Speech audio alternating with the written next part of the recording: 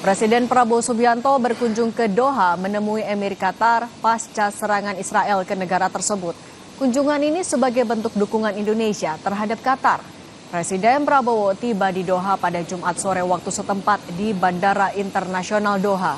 Kunjungan Prabowo ke Qatar dilakukan pasca serangan Israel ke Doha sebagai bentuk solidaritas dan dukungan Indonesia secara langsung terhadap pemerintah dan rakyat Qatar. Sebelumnya Prabowo juga menelpon langsung Sheikh Tamim pada Rabu lalu untuk menanyakan situasi terkini di Qatar usai Israel menyerang Doha. Dalam keterangan tertulis yang diterima redaksi Kompas TV, Seskap Teddy Indrawijaya mengatakan, Presiden memutuskan untuk segera datang ke Qatar pasca serangan Israel ke Doha pada Selasa kemarin. Ini adalah bentuk solidaritas dan dukungan Indonesia secara langsung terhadap pemerintah dan rakyat Qatar. Sementara itu, serangan dan ledakan terus berlanjut di kota Gaza hingga kemarin. Sementara warga Palestina terpaksa mengungsi menjelang serangan darat Israel untuk merebut kendali atas kota terbesar di jalur Gaza. Sebagian warga Gaza banyak memutuskan untuk tetap tinggal di tengah ancaman serangan. Sebagian lainnya telah melarikan diri ke selatan di daerah kantong pengungsi yang sudah penuh sesak. Hingga hari ini, Kementerian Kesehatan Gaza menyebut serangan Israel telah menewaskan lebih dari 64.700 warga Palestina.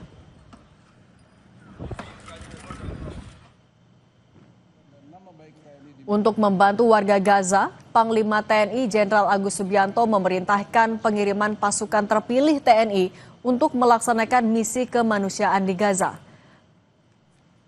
Misi ini yang dimulai sejak 17 Agustus berfokus pada pengamanan dan penyaluran bantuan makanan bagi masyarakat sipil yang terdampak krisis kemanusiaan akibat gempuran rudal Israel. Satuan tugas dengan nama Garuda Merah 2 telah mengirimkan logistik sejak 17 Agustus hingga 9 September melalui airdrop dari pangkalan di Yordania dan Mesir dengan total bantuan sebesar 91,4 ton atau sekitar 520 bundal.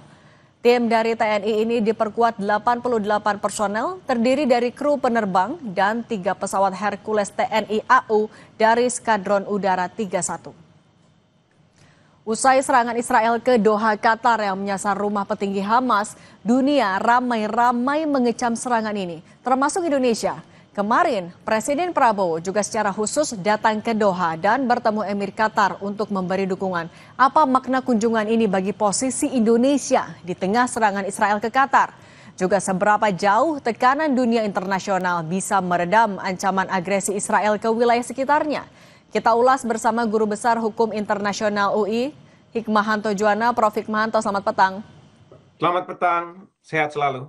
Prof. Hikmahanto, Presiden sudah nelpon tapi juga masih datang langsung ke Doha. Sejauh mana pengaruh Presiden Prabowo Subianto menekan Israel atau dukungan dia kepada Qatar kemarin ketika berkunjung ke Qatar? Oh, ini merupakan sesuatu yang luar biasa ya. Ini penegasan, jadi tidak hanya melakukan hubungan melalui telepon, tetapi beliau bisa langsung hadir untuk memberikan semacam semangat, semacam bahwa kami Indonesia berada di belakang Qatar atas tindakan yang dilakukan secara sepihak oleh Israel. Dan tentu Israel ini sudah melanggar pasal 2 ayat 4 Piagam Perserikatan Bangsa-Bangsa, di mana di situ disebutkan bahwa negara-negara PBB wajib untuk menahan diri dalam penggunaan kekerasan atau ancaman penggunaan kekerasan terhadap wilayah negara lain.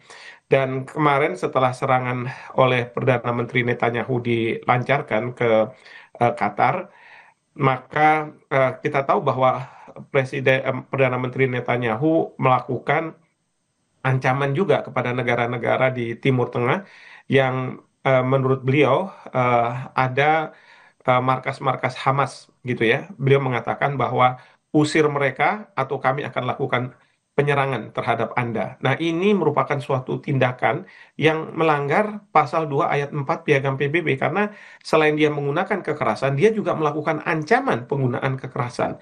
Nah, jadi saya bersyukur Bapak Presiden bisa hadir di Qatar langsung.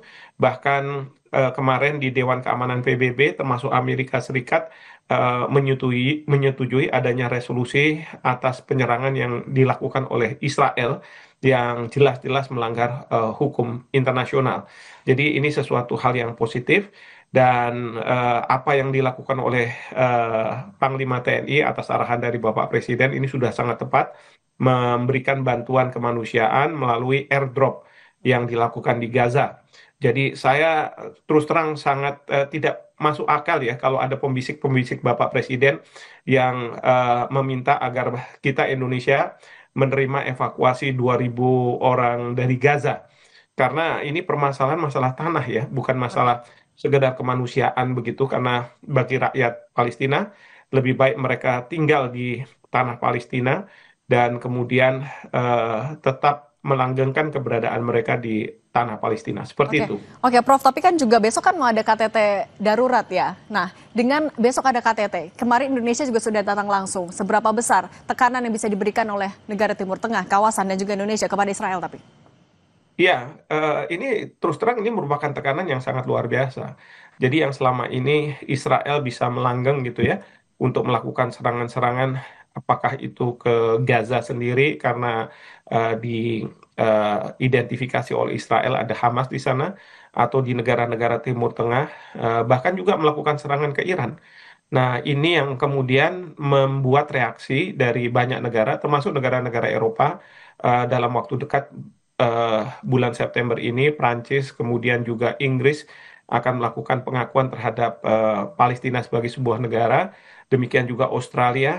Nah, sekarang juga Amerika Serikat, dia tidak memberikan blank check gitu ya, cek kosong kepada Israel untuk bisa melakukan apa saja, karena Amerika Serikat turut mengecam dalam sidang darurat Dewan Keamanan PBB terkait apa yang dilakukan oleh Israel. Jadi ini negara-negara sudah sampai pada level memang Israel ini tidak lagi menjalankan pasal 51 Piagam PBB, yaitu eh, menjalankan haknya untuk membela diri, tetapi sudah sampai pada tingkatan yang tidak proporsional untuk menjadikan alasan pasal 51 Piagam PBB, karena sudah menyerang anak-anak, perempuan, orang-orang yang tidak terlibat dalam perang, ya. Jadi eh, tujuan dari Israel tentunya kita tahu bahwa tujuannya adalah mengosongkan Gaza sehingga Gaza nanti akan dimukimi oleh warga-warga Israel, dan itu berarti bahwa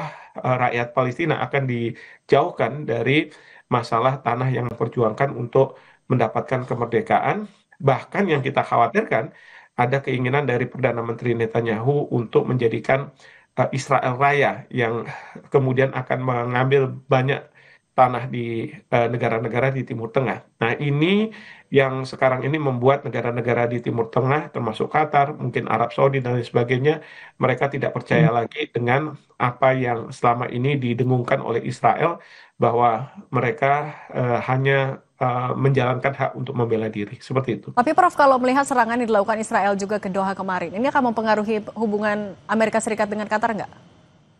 Ya, tentunya ini akan sedikit banyak akan mempengaruhi, karena kita tahu negara-negara seperti Qatar, kemudian Uni Emirat Arab, Arab Saudi, mereka mempunyai yang disebut sebagai security arrangement dengan Amerika Serikat. Jadi arrangement masalah keamanan, dan uh, mereka marah sama Amerika Serikat karena pada waktu Israel melakukan serangan, seharusnya Amerika Serikat memberitahu kepada mereka. Nah, ini tidak ada pemberitahuan kepada mereka, bahkan salah satu warga negara Qatar juga menjadi korban, tidak hanya warga negara Palestina ya, menjadi korban, eh, dan ini merupakan tanda kutip ya pelanggaran dari janji yang diberikan Amerika kepada negara-negara di Timur Tengah, khususnya Emirat Arab, Qatar, dan kemudian juga Arab Saudi ya, karena mereka uh, seharusnya Amerika Serikat memberitahukan terlebih dahulu. Memang kemudian jadi perdebatan karena Presiden Trump mengatakan bahwa kami sudah memberitahu bahwa akan ada serangan dari Israel, Tapi tetapi artinya kapan ini akan bisa memberitahunya jadi itu? desakan tersendiri juga nggak, Prof, untuk Israel dengan Amerika Serikat yang juga sudah dirugikan dengan serangan terakhir?